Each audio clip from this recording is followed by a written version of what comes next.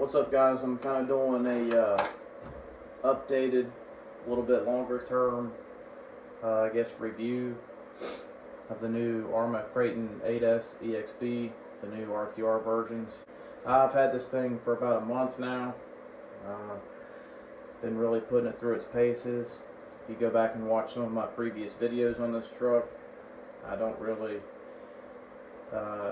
just take the 8S Arrma trucks out for like casual runs. You know, they're kind of a lot of work to lug around.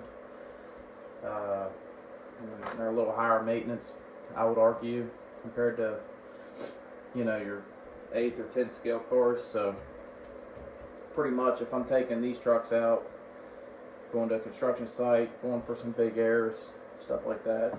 As you can see, the stock electronics are gone.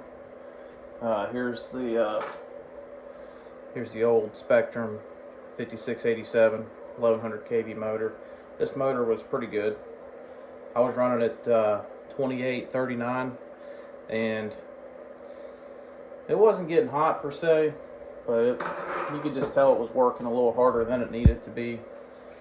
The speed, I was probably getting 55 miles an hour out of it or so. The torque just wasn't there for me.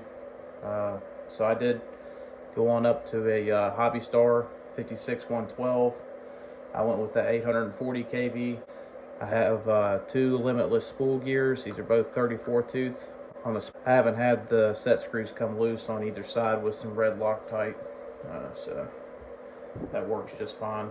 The power is unbelievable, especially with this Max 5 now. This is the last version. You know, I didn't care for upgrading to the Gen 2.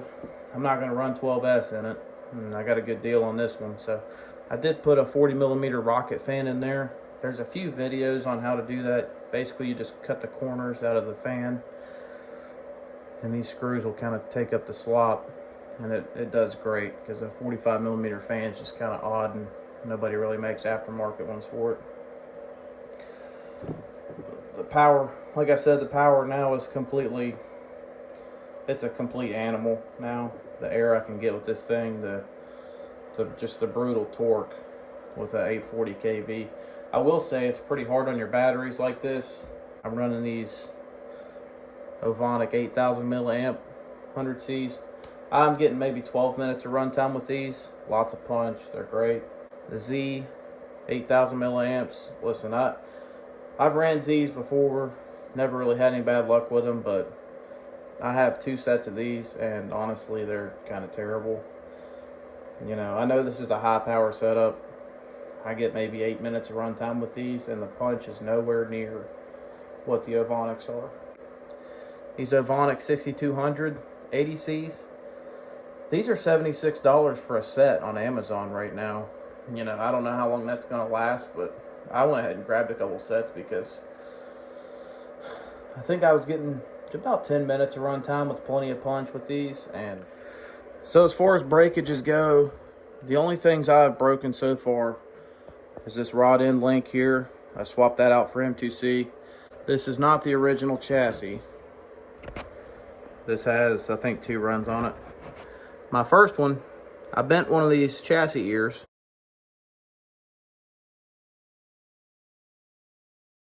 And as I was trying to bend it back, it sheared off completely. So I went ahead. These are only 80 bucks on Jenny's. I figured, why not, you know, throw another one on there. I am going to go to M2C eventually, because there just nothing compares. This is not the same grade as 7075 that M2C Racing is. Even the last one, aside from that chassis ear, was completely straight. So I just gave that to a friend. He runs RPMA arms, so he's not really tripping on not being able to set his droop. Another thing you'll notice, I do have the Proline Masher X HPs. These are really nice tires. They don't balloon at all, really.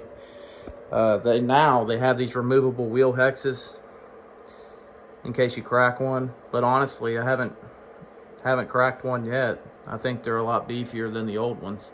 I had a set of the original, and I did crack those relatively easily. But these are some of my favorite tires for this truck. The air control's kind of not there, even with the more power. So I'm thinking I'm going to try the new backflips from the new 8S Outcast.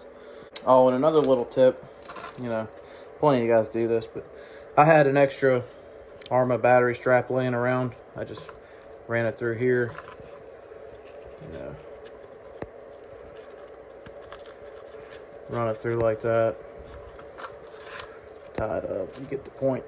But 3 straps per tray, in my opinion, is just superior. As far as comparing this to the Traxxas trucks, I mean, listen, nothing really wrong with Traxxas, but if you're going to start bashing hard, you know, big airs, rough spots, construction sites, etc., they're just not going to hold up. I mean, my X-Max, I had stock.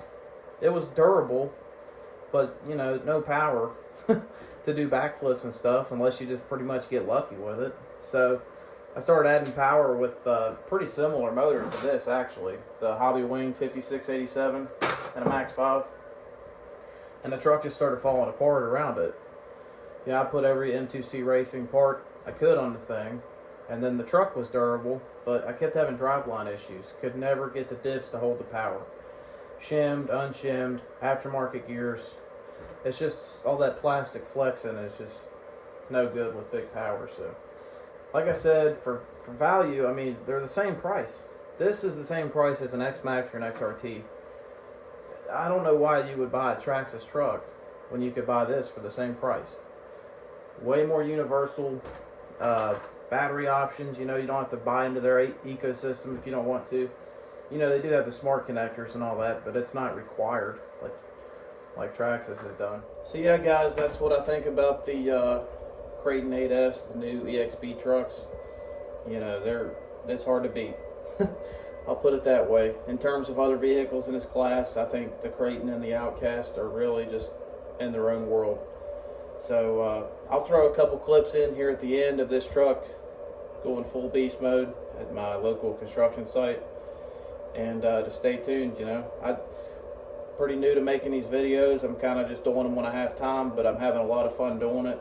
You know, guys like Rich Duberbash, RC Dude 81, Aldo Loyal, guys like that, just raw, hardcore bashers, have really inspired me to get into that genre of RC, I guess.